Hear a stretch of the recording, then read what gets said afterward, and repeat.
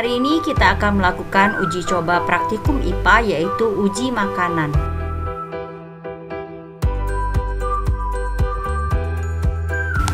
Sekarang kita akan melakukan uji coba karbohidrat. Kita akan menyiapkan alat dan bahan yang digunakan untuk uji coba karbohidrat tersebut.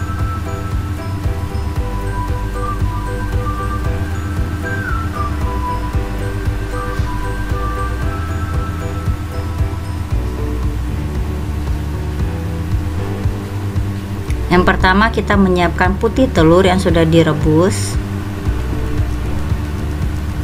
Kedua adalah susu bubuk yang sudah dicairkan, yang sudah diberi air. Yang ketiga ada nasi. Yang keempat ada roti. Yang kelima ada kentang. Yang keenam ada gula pasir. Nah, kita juga membutuhkan cairan iodin, yaitu berupa betadin, untuk melakukan percobaan ini. Kita akan teteskan cairan lugol atau betadin pada bahan makanan. Yang pertama, kita akan meneteskannya pada nasi.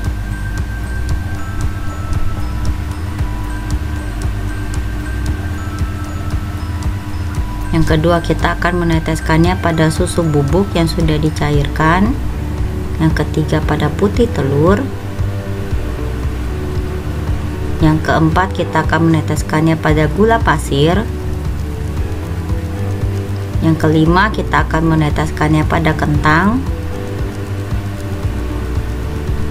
Yang keenam, kita akan meneteskannya pada roti tawar.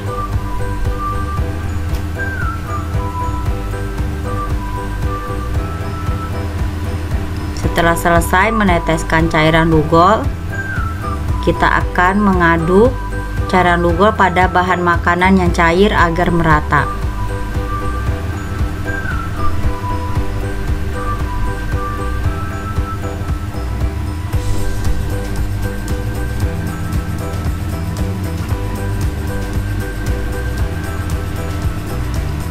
Sekarang kita akan tunggu beberapa menit. Nah, kita lihat pada cairan nasi, cairan lugol berubah menjadi biru kehitaman. Pada susu bubuk, cairan lugol warnanya tetap merah kecoklatan seperti warna betadin. Pada putih telur, cairan lugol warnanya tetap merah kecoklatan. Pada roti tawar, cairan lugol berubah menjadi biru kehitaman. Pada kentang, cairan lugol berubah menjadi biru kehitaman. Dan yang terakhir, pada gula pasir, cairan lugol warnanya tetap merah kecoklatan seperti warna betadin. Sekarang kita akan mengelompokkan. Nasi, roti, dan kentang mengandung karbohidrat, sedangkan susu bubuk, putih telur, dan gula pasir tidak mengandung karbohidrat. Kesimpulan hasil uji karbohidrat adalah larutan lugol atau betadin efektif sebagai indikator karbohidrat, khususnya amilum dalam bahan makanan. Bahan makanan yang mengandung karbohidrat menghasilkan perubahan warna larutan menjadi biru hingga ungu kehitaman setelah penambahan larutan lugol, menandakan terjadinya reaksi dengan amilum. Bahan makanan tanpa karbohidrat tidak mengalami perubahan warna. Larutan lugol tetap merah kecoklatan. Kesimpulan, larutan lugol dapat digunakan sebagai metode sederhana untuk mengidentifikasi keberadaan amilum dalam bahan makanan. Sekarang kita akan melakukan uji coba lemak.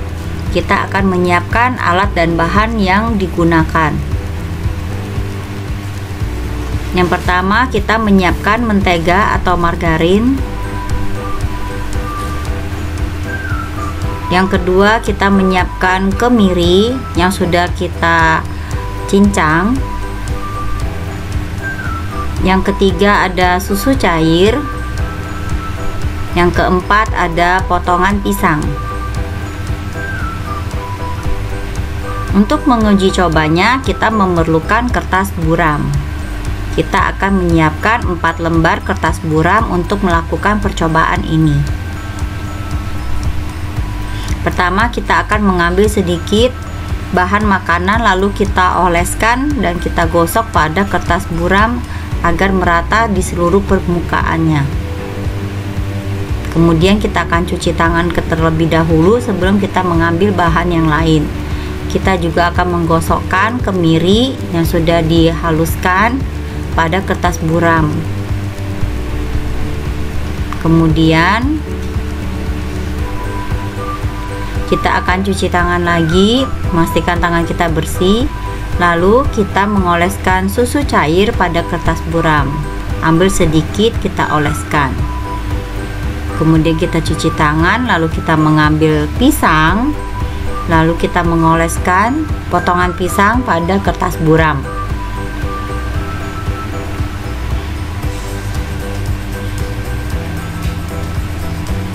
Nah, setelah kita tunggu beberapa saat, kita lihat hasilnya. Pada mentega, kertas buram berubah menjadi transparan.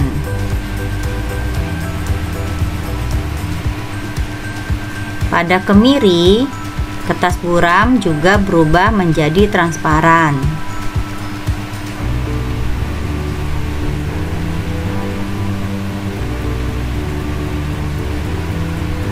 Pada susu cair, kertas tidak transparan.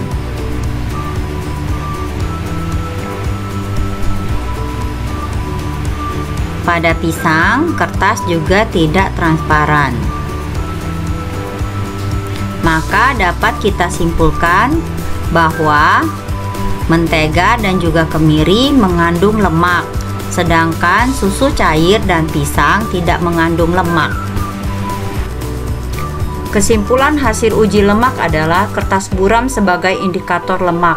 Kertas buram efektif untuk identifikasi lemak dalam bahan makanan. Transparansi dan kandungan lemak. Transparansi kertas buram berkorelasi dengan tingkat kandungan lemak. Semakin tinggi transparansinya, semakin tinggi kemungkinan kandungan lemak yang signifikan. Kesimpulannya adalah metode sederhana ini memberikan cara tepat dan jelas untuk menilai kandungan lemak dalam bahan makanan dengan melihat perubahan warna kertas buram menjadi transparan. Terima kasih telah menyaksikan, semoga bermanfaat.